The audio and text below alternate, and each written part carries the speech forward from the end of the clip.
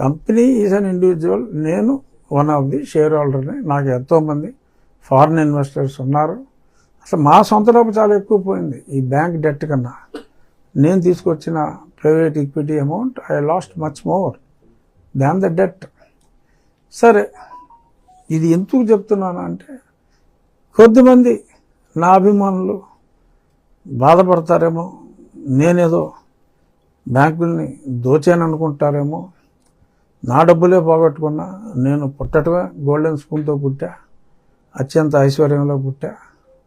ఇప్పటికి నా జీవన విధానంలో పెద్దగా మార్పు ఏమీ లేదు. అప్పుడు పంది మాంసం అమ్ముకునే వాళ్ళు ఇప్పుడు 500 కోట్లు 1000 కోట్లు ఇన్కమ్ ట్యాక్స్లే కట్టుకుంటున్నారు తప్ప, మేము అప్పుడు బాగానే ఉన్నాం, ఇప్పుడు బాగానే ఉన్నాం అంతే తప్ప ఒకప్పుడు పంది మాంసాలు అమ్ముకోలేదు. ఇప్పుడు మరీ ఫిల్తీ రిచ్ రాజకీయాల్లో కన్నాలేసి సంపాదించుకోలేదు. ఇది ఎవరికి చెప్తున్నానో ఎందుకు చెప్తున్నానో అర్థం చేసుకుంటే మంచిదే.